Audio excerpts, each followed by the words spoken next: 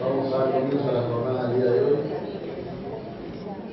Está con nosotros en el papel, en el panel, nuevamente el coordinador, el profesor, el doctor Juan Carlos Viegas, el ingeniero Miguel Ángel Pesado y el doctor Ernesto Julio Calvo. Voy a presentar al doctor Julio Calvo, que es profesor investigador superior de CONICET y profesor titular de dedicación exclusiva de la Universidad de Buenos Aires en la Facultad de Ciencias Exactas y Naturales.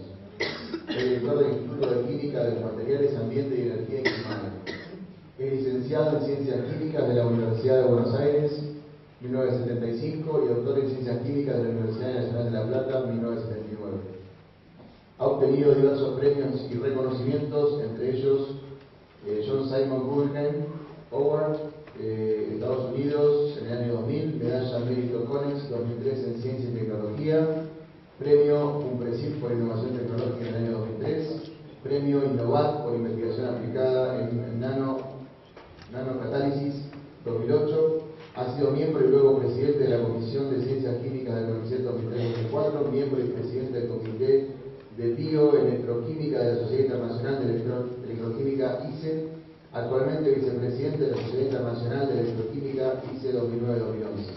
Ha sido presidente del Comité de Selección del Premio Katsumi Miki Bioelectrochemistry del ICE en su primera edición. Doctor, bienvenido. Bueno, muchas gracias. Muchas gracias a los organizadores por la invitación.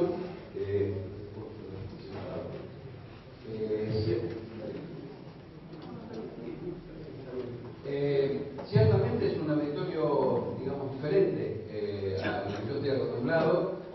No voy a poner ecuaciones químicas, no se preocupen, digamos, no va a haber algo tan árido para ustedes. La idea de esta charla es tratar de convencerlos del valor económico del conocimiento. Y bueno, el título es Nanotecnología y su aplicación a nuevos modos de producción. Entonces, primero tendríamos que decir rápidamente qué es la nanotecnología. Y tiene varias vertientes.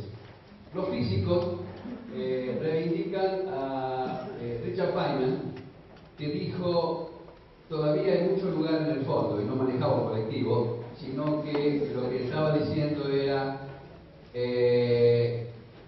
todavía hay mucho para hacer.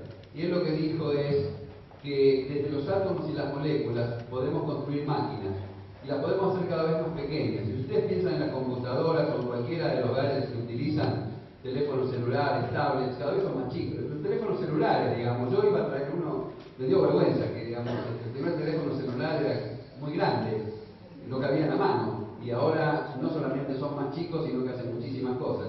Y esto ahora vamos a ver es consecuencia de una ley de mercado, que es la ley de Moore, que no es una ley física, lo que está limitado por las leyes físicas hasta donde podemos llegar.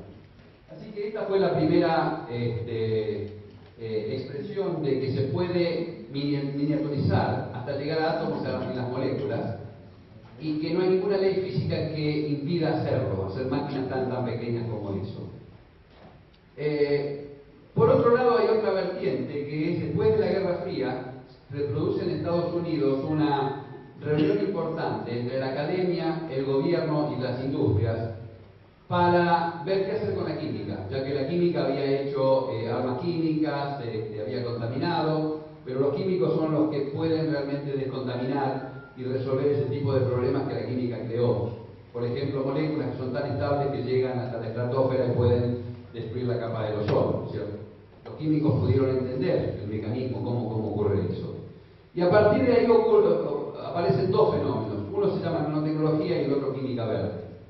Y además, nanotecnología es claramente un proyecto militar de Estados Unidos, digamos, porque tiene variantes muy importantes, una nueva forma de pensar la tecnología. Así que la definición de nanotecnología está en el tamaño, digamos, todo aquello, digamos, la nanociencia es lo que estudia los fenómenos que ocurren en una escala del nanómetro, que es la 1000.000.000ª parte del metro, la 1000.000ª parte del milímetro. Es decir, si ponemos objetos de un nanómetro uno al lado del otro, vamos a tener 1000 millones de objetos para hacer un metro, ¿sí? Es algo muy pequeño, pero en esa escala las leyes de la física son diferentes. De hecho, me acuerdo en el programa de Paenza que yo decía que a él le gustó mucho la figura, que si Maradona, bueno, ahora Messi, si Messi fuera nanométrico, al patear un penal no podría patearlo a cualquier velocidad, estaría cuantificada la velocidad. Si el arquero conociera la velocidad con que viene la pelota, nunca puede conocer dónde va. Bueno, tampoco, generalmente no lo conoce, pero por el principio de incertidumbre. Es decir, las cosas ocurren en esa escala diferente a lo que nosotros estamos acostumbrados en la vida diaria. Y justamente nanotecnología es aprovechar esas propiedades para hacer tecnología. ¿Es nueva la nanotecnología? Eso que está ahí es una foto que tomó mi esposa en el Museo de Londres, donde está la copa de Limurgus del siglo IV de nuestra era, en Roma. Es una copa que si uno la mira con luz reflejada es roja y si la mira con luz transmitida es verde. Se han hecho estudios con microscopía electrónica y técnicas espectroscópicas sofisticadas y se sabe que esos colores fueron producidos por nanopartículas de oro. Justamente, un anillo es amarillo, pero si yo lo hiciera cada vez más pequeño, cuando llego a un tamaño menor que la longitud de onda de la luz, las propiedades ópticas, eléctricas, etcétera, ya no son las mismas y ya no es más el oro amarillo, es rojo. Y si asocio ese oro a un anticuerpo y reconozco algún tipo de antígeno o anticuerpo, digamos, para medir algún metabolito y seguir alguna enfermedad, se puede producir, cuando se juntan las nanopartículas que eran rojas, se ponen azules. Y ese cambio permite hacer muy rápidamente un diagnóstico, y es una de las consecuencias de la nanotecnología, porque hoy podemos manejarla. Entonces no es nueva la nanotecnología. ¿Qué es lo nuevo? Lo nuevo es que hace 20 o 30 años tenemos herramientas para manipular átomos y moléculas de a una y para trabajar en esa escala tan pequeña. Los químicos venimos de los alquimistas. Los alquimistas ya manejaban la química que ocurre en esa escala, solo que con muchísimas más moléculas. Esto es un dato que, como ven, no es de la ciencia, sino de la economía, que son las revoluciones tecnológicas, que tienen una característica de que comienzan, se hacen maduras y llegan a una situación de madurez. Y entonces está la revolución de los textiles, del ferrocarril, los automóviles, la computadora. Ahí no está, pero también está la revolución verde. Y se decía hace unos 10 años, la próxima es la nanotecnología, y ahí están más o menos las fechas. En la Argentina, nosotros comenzamos, nos acordamos el otro día con Roberto Solaresa, que hace 10 años comenzamos más o menos con esto. Nuestro laboratorio tuvo un proyecto pagado por Motorola SBS de Arizona. Y luego hicimos en el 2003, en las minas de Quilmes, acá en los Valles Cachaquíes, en Tucumán, una reunión con profesores de Estados Unidos y de Latinoamérica, que como ven, si bien es nano, el mayor participante era un cardón bastante grande, que está ahí en la foto. Y luego hicimos con Joseph Michel y algunos participantes como Mark Radner, que está ahí sobre la izquierda, y ahora me voy a referir a él, una escuela en Bariloche de nanotecnología bioinspirada. Y esto es importante porque, como ven en la foto, mucha gente joven, que es la que pudimos movilizar a lo largo del país y con países vecinos.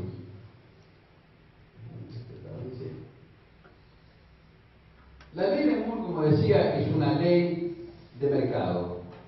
La industria electrónica ha miniaturizado, y si uno ve cómo disminuye el número de un transistor, el tamaño de un transistor en el tiempo, o al revés, cómo aumenta el número de transistores por unidad de área o de volumen, se obtiene esa correlación.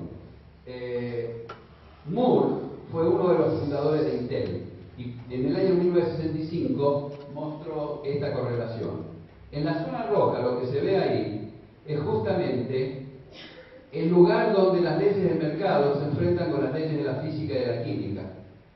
Estamos limitados solo por nuestra imaginación y las leyes de la física y de la química. Hacer cosas más chicas que un tamaño mínimo donde ocurren fenómenos cooperativos, colectivos, y un material es semiconductor, aislador o metálico, nos limita hasta dónde podemos seguir miniaturizando.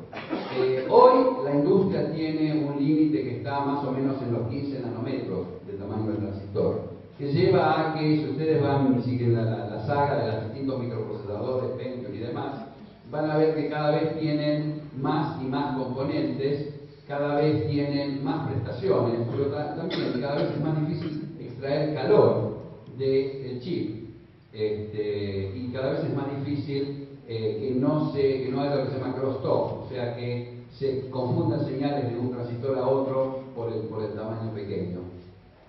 Bueno, acá estamos con Mark Radler, que propuso, esto fue cuando nos visitó Bariloche, en el año 74 propuso que no había nada que impidiera hacer un transistor con una molécula, y desde ahí hay muchísima gente que ha trabajado en esta dirección. Esto corresponde al proyecto de Motorola. Esta era la visión de Motorola de hace unos 10 años, de cómo iba a evolucionar la tecnología. Como ustedes ven, en el eje Y tienen la inteligencia, smartness, es decir, este gráfico está en productos, no es un gráfico científico, es decir, qué tipo de productos voy a tener y en qué escala de tiempo. Y para ello hay que hacer una combinación de física, química, biología e ingeniería. ¿Por qué biología? Porque copiamos a la biología, que trabaja en escala nanométrica, para fabricar máquinas que nos permiten hacer cosas útiles, y para eso necesitamos juntar a físicos, químicos y obviamente ingenieros que puedan realizarlas. O sea que es un trabajo altamente interdisciplinario. Luego, en el 2006, conformamos este centro interdisciplinario de nanociencia y nanotecnología, que es un centro virtual. Sumamos a la gente del Centro Atómico Bariloche, Instituto Balseiro, con la gente del INISTA y la gente de la Universidad de Buenos Aires, Buenos Aires, y conformamos una red PAE en una convocatoria del INSIC con Carlos Balseiro, y tenía los siguientes investigadores. Los de rojo que están arriba ya pasamos los 60 y los de abajo estaban en menos de 40, lo cual es un buen índice porque muestra que este tipo de proyectos tiene continuidad. Esto es la juxtaposición de varias instituciones de distintas dependencias de CONICET, la CONIE, la Universidad de Buenos Aires, que llevó a ser una superestructura que en realidad es un consorcio donde se comparten facilidades, se intercambian estudiantes y se interactúa con las empresas. Estas son las instituciones, estas son las empresas que participaron, y esta es la estructura que tiene este centro interdisciplinario virtual, con sus objetivos de formar recursos humanos y hacer transferencia hacia las empresas. Estas son las áreas de trabajo.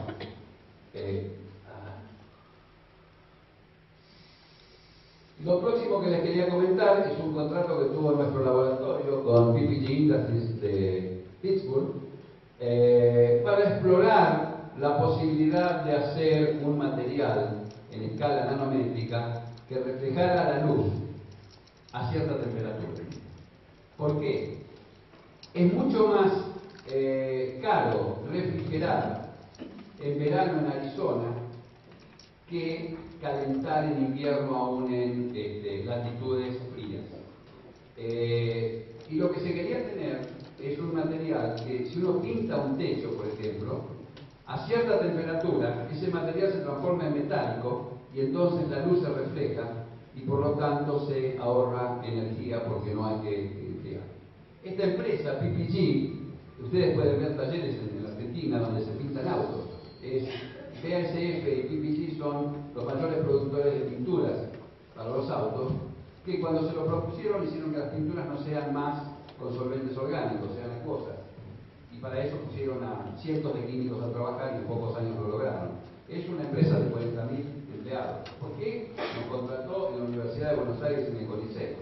Bueno, yo un día recibí un llamado de una persona que no conocía, que me dijo: voy a Brasil, puedo ir a visitarlo. Terminamos comiendo un bife de chorizo, como ustedes imaginarán, y visitando el laboratorio, y hicimos un contrato por $50.000 que terminó el año pasado y que ayer Salvareza firmó la renovación en el CONICET, para hacer una prueba de concepto. Nos dieron un material, que no puedo revelar cuál es,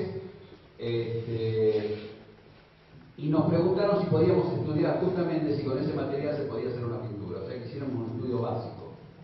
Y bueno, aquí están las propiedades físico-químicas de ese material, por qué pasa de semiconductor a metal, y básicamente aquí lo que se ve son fotografías de microscopía electrónica del material preparado en distintas condiciones y de distinto tamaño en la escala del nanómetro de los cristales. Y lo que logramos con eso es medir la temperatura de esa transición, es decir, a qué temperatura son más o menos 70 grados el material en volumen que da esto. Esto es un poco mucho, porque uno quisiera bajarlo más a temperatura ambiente, sin embargo el techo se calienta mucho. Y lo que encontramos es que cuando tiene escala nanométrica, las propiedades cambian y se puede bajar el tamaño de la temperatura. Fíjense acá, va bajando la temperatura de la transición. Y si uno lo puede hacer ese material muy chiquitos, esos cristales muy chiquitos, puede conseguir ese efecto beneficioso. Finalmente, les quería comentar sobre el litio. Estamos en una región de la Argentina que junto con Bolivia y Chile tiene el 85% de las reservas mundiales de litio en los andares de altura, en la Puna. Y ahora se ha puesto de moda el litio. Nosotros hicimos un simposio internacional hace 2 semanas que se hizo en Buenos Aires y en Jujuy, y subimos a la Puna a ver los salares y a visitar las fábricas donde extraen el litio. El litio es debe pasar acá, sí, estos son los visitantes, los invitados, son las personas que están a la vanguardia en el estudio de estas tecnologías de litio, y ahora voy a explicar cuáles. El litio es el metal más liviano. De hecho,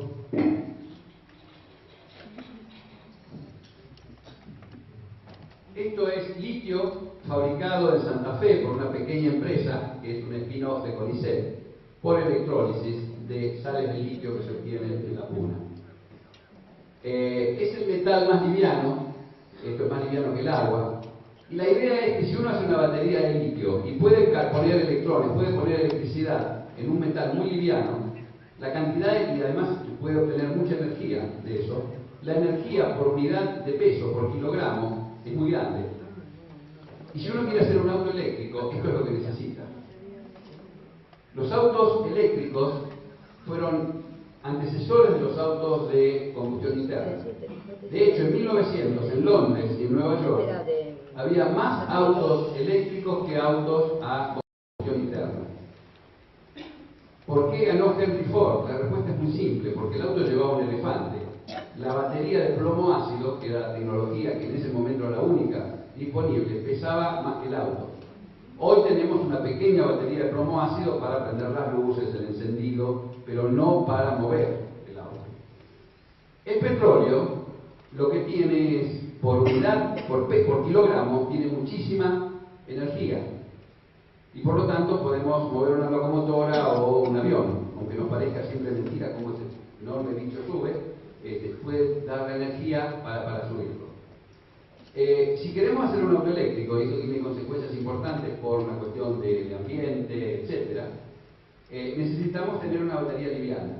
Y hay distintos tipos de baterías, desde el acumulador de plomo, baterías de todos tipos, las baterías que uno usa y tira, como un audífono, por ejemplo, que son primarias, y baterías que son recargables o secundarias, como el acumulador de plomo, justamente acumulan. No generan electricidad, no generan energía, sino que la transforman, la guardan. La energía eléctrica no se puede guardar, los electrones se quieren mover, no se quedan quietos. Entonces yo tengo energía eólica, energía de represas hidroeléctricas, nuclear o solar, tengo que guardarla de alguna manera. Por ejemplo, hay un proyecto acá en Jujuy donde lo que hacen es energía solar, lo que hace es mueve agua y la lleva arriba de un cerro, lo que se llama peak shaving, y cuando todos prenden el televisor o todos prenden una cocina eléctrica, cuando hay una gran demanda, el agua baja y genera electricidad de nuevo. Es una forma de guardarla, no puedo guardar electricidad. Otra forma es guardarla en una batería, en un acumulador. Entonces está la batería, tuvo la batería de níquel-cadmio, que el cadmio es cancerígeno, entonces se lo eliminó, se reemplazó en níquel-hidruro, que vivió muy poco tiempo. De hecho, los primeros celulares eran de níquel-hidruro, en las computadoras, y los primeros autos eléctricos, y fue rápidamente reemplazada por la batería de ion litio.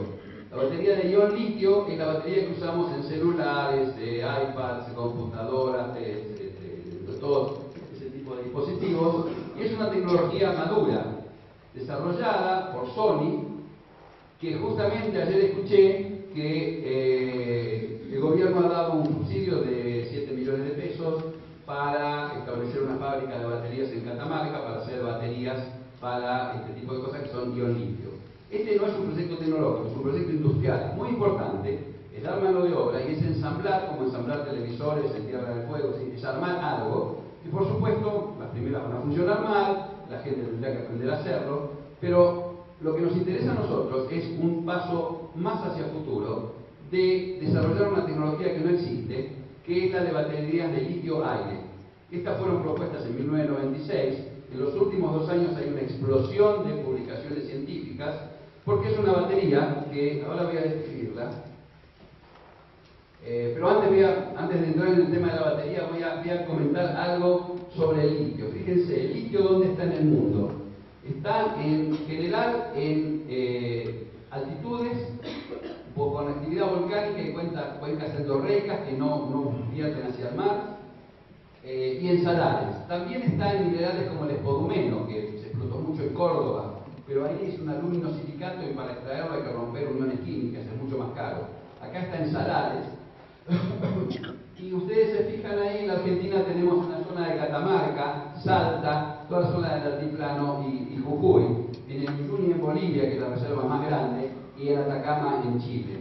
Y esos salares tienen capas de sal y capas de salmuera. Y el método extractivo es simplemente sacar la salmuera con una bomba y ponerla en piletas, que no sé si tengo por ahí, sí, ahí está. Ahí estamos visitando, ponerla en piletas, esto es un salar, estuvimos hace 2 semanas, este es un equipo de gente internacional que vino al simposio, estamos en el salar, y poner la salmuera en grandes piletas durante 6 meses, que se evapore y se va cristalizando primero el cloruro de sodio, el cloruro de potasio, se enriquece el litio, le agregan cal, precipitan el hidróxido de magnesio, y después llevan ahí arriba soda solvay y precipitan el carbonato de litio, que es lo que se exporta. Ahora bien, es una química muy simple, solo que ocurre a 4.000 metros de altura en un lugar donde no hay agua. ¿Cuál es el problema? Este método evaporítico hace que por cada tonelada de litio que se extraiga, se pierden por evaporación entre 1 y 10 millones de litros de agua fósil, que estuvo desde millones de años en ese salar. Y existen métodos alternativos, y hay mucha química por hacer, para extraer el litio, el potasio, el boro, sin alterar el balance de agua. Y este es el gran desafío tecnológico que tenemos por delante. Como la otra cosa es el valor agregado. Valor agregado tanto en que 1 kilogramo de carbonato de litio que sale por el paso de Jama a Chile y ahí se exporta a Estados Unidos o Japón, vale como commodity $6. Mientras que 5 kilos de litio en una batería cuestan $25.000. O sea, la misma persona que exportó el carbonato de litio después se compra un auto y puede calcular cuántos camiones de soja o cuántos kilómetros de camiones de soja se necesitan para pagar eso. Entonces, este es un punto importante. Y valor agregado, se lo hemos dicho en Jujuy al gobernador Fellner, un tubito de esto le dimos y otro lo tiene la presidenta Cristina Kirchner. El valor agregado, para mí, tiene 2 variantes. Uno es que la Argentina pueda vender litio metálico, fluoborato de litio, hay bórax en esta zona, hay litio, es una química relativamente sencilla, y purificarlo a grado baterías, que son cientos y miles de dólares por kilogramo. Y son generación de puestos de trabajo. No exportamos los puestos de trabajo porque los purifican en otro lado. De hecho, nosotros estamos haciendo una patente con CONICET para la extracción limpia de litio y nos encontramos con patentes de este año de la empresa Symbol de Texas, que está tratando de purificar el carbonato de litio para vendérselo a los japoneses a precio de oro. Entonces, esos términos de intercambio son muy, muy importantes. El otro valor agregado importante es el recurso humano. Acá no es un problema de dinero, no es un problema de plata. En ese salar hay 50.000 millones de dólares a $6 por kilogramo. Puede ser más. Hay 200 metros de profundidad de sal. Lo que no tenemos son recursos humanos, y nuestro gran esfuerzo ahora es formar chicos en todas estas disciplinas de física, química, ingeniería, que sean la próxima generación de profesores en las universidades de Salta, Jujuy, Tucumán, Catamarca, Córdoba, etcétera, que entiendan la tecnología, que hagan investigación. Les dimos la oportunidad a más de 30 chicos con becas de ayuda económica que pagaron las empresas y el ministerio y demás, para que conozcan a los actores que están desarrollando la tecnología. Les cambia la vida. Imagínense un estudiante de ingeniería, una chica de Salta que se encontró con estos tipos que están haciendo una tecnología para 20 años. Estas baterías de litio hay que no son para ahora, son para 15 a 20 años, pero son las únicas que en teoría tienen la cantidad de energía por kilogramo como para competir con la nafta y el gasóleo. El problema, y creo que está explicado, bueno, estas son las piletas donde se concentra. Esto es simplemente, fíjense, en un celular ustedes necesitan 1 amperola, una pequeña cantidad, o 1 gramo de litio o menos. En una laptop necesitan 4, 5, 10 amperolas, es decir, necesitan ya más gramos de litio. Y en un auto necesitan 100 amperolas por lo menos. Esa es la capacidad. Amperola, me interesa, es como si yo les dijera el tamaño del tanque de nafta. ¿Sí? Esa es la capacidad. La otra cosa es cuánta energía tengo por kilogramo, porque no quiero llevar un elefante en el auto. Y la otra cosa es cuál es la potencia. ¿No? O sea, yo quiero picar y en 10 segundos tener 70 kilómetros por hora de velocidad, y eso lo da la potencia. Y esto es lo que permiten estas baterías. Todos estos autos son autos que uno puede comprar. Si todos vamos a comprar, no hay autos para todos. Es una demostración. Todos estos autos tienen baterías de ion litio, que son las mismas que las de la computadora o de esa iPad. Sin embargo, tienen un problema, que estas baterías no tienen el alcance. El auto hay que cargarlo. Uno no puede ir de acá a Humahuaca o de Buenos Aires a Mar del Plata. Hay que cargarlo en el camino.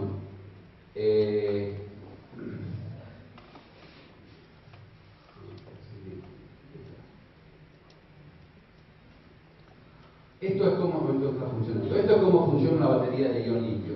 Se insertan los iones litios en el óxido y se inserta el litio metálico en el carbón, y como consecuencia de eso que se ve ahí, se ve el potencial en función de la carga, uno extrae potencia, extrae electricidad.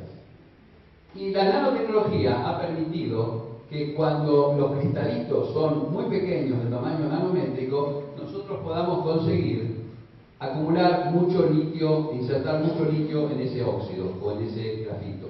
O sea, en 2005 se produce un salto muy grande de estas baterías porque aumenta mucho la capacidad, porque uno las tiene que cargar en un tiempo limitado, no puede estar años cargándolas, ¿no es cierto? Y también descargarlas rápidamente para hacer algo útil. Cuanto más pequeño es el cristal, en escala nanométrica, más carga puedo poner, y este es el gran salto que han pegado en el 2005. Este es un gráfico muy importante. Fíjense, esta línea, acá lo grafico el alcance en millas, y esto es el peso de la batería.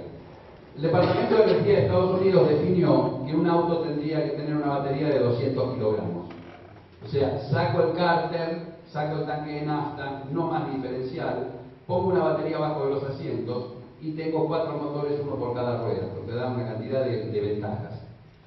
Y 200 kilogramos es un peso que se supuso razonable. Sobre esta base, una batería de 200 kilos actual, con la tecnología de ese iPad, ¿sí? Con la tecnología de ion litio, con las que se van a fabricar en la Argentina, solo da 100 millas, 160 kilómetros. No llego a Mar del Plata, tengo que parar en la atalaya y comerme la media luna. Mientras se cargue, comer mucha media luna, mientras se carga la batería. Mejorando estas baterías, se calcula que voy a estar en esta línea y voy a tener que ser 200 millas. Pero si pudiera desarrollar las baterías de litio-aire, puedo tener 400, 500 millas. Es decir, 800 kilómetros de autonomía entre cargas. Y esto es lo que está haciendo, por ejemplo, IBM, vino Brian McCloskey, y la sorpresa es, IBM se supone que no se dedica a otra cosa que a computadoras, sin embargo invierte millones de dólares en desarrollar estas nuevas baterías de litio-aire. Esto es la proyección de los autos eléctricos. Se supone que la mitad de los autos en los países desarrollados serán eléctricos en el 2020, y que primero van a ser autos híbridos, porque si uno va a la estación de YPF y le dice quiero enchufar el auto, le dice mire, perdóneme, tengo una manguera, te puedo dar un líquido, pero no le puedo dar electrones. Entonces ese cambio cultural va a llevar unos cuantos años, y en el 2020 vamos a tener autos híbridos y más adelante autos eléctricos. En el auto híbrido yo cargo un combustible fósil, pero con un motor mucho más eficiente cargo la batería y la batería mueve al auto. Ahí no tengo problema de alcance, porque es el tamaño del tanque de nafta que me lo determina. Bueno, ¿cómo funcionan estas baterías? Esta es la batería recargable de litio-aire. Hay mucha nanotecnología, esto es un carbono poroso, acá tengo litio, esta batería respira oxígeno del aire. Ese oxígeno del aire se combina con el litio y me da energía. Cuando la recargo, el proceso inverso, se deposita litio en el ánodo y el oxígeno vuelve al aire. Esto es lo que yo llamo química de PowerPoint. La realidad es otra. Cuando las vamos a usar, estas cosas no funcionan tan fácil, y por eso tenemos mucho trabajo los químicos a futuro. Esto también es importante porque señala, esta es la tecnología actual, 160 kilómetros. Esto es donde queremos ir. Y estas son las distintas apuestas tecnológicas para hacerlo. Esto es simplemente para mostrar la nanotecnología. Estos son nanotubos de óxido de manganeso para hacer funcionar estas baterías. Y estas son nanopartículas. ¿Cuál es el problema? El problema es que cuando yo veo el potencial en función del tiempo de la carga, tengo un loop de histéresis muy grande. Es decir, tengo que utilizar potenciales muy altos para recargar la batería. Con nanopartículas esto se ha mejorado muchísimo. Y el progreso en los últimos 2 o 3 años es realmente grande. ¿Cuál es el problema tecnológico? El problema es que cualquiera de ustedes puede armar una batería, podemos hacer un do it yourself. Armar la batería es fácil, el problema es tener más de 2 o 3 ciclos de carga-descarga y que la batería funcione en términos de uso. Esto es la capacidad de carga que yo puedo poner en función de los ciclos. Y lo que pasa con las baterías es que caen. Esto es inevitable, uno tiene que morigerar ese decaimiento. Las baterías de aire litio no dan, en el mejor de los casos, ahora se publicó en Science un artículo como gran cosa que se obtuvieron 100 ciclos. Si una batería puede dar 500 kilómetros, con 1000 ciclos tengo 500.000 kilómetros, digamos, un Mercedes-Benz, la vida útil de un Mercedes-Benz. ¿Sí? O sea que este es uno de los problemas a solucionar, que también se ve acá en este loop entre carga y descarga. Esto es la gente que participó, y toda la gente joven de todas las provincias. Tratamos de fomentar que gente de fuera de Buenos Aires fuera a este simposio, para que alguna vez Dios atienda fuera de Buenos Aires y esta gente pueda tener contacto con los especialistas.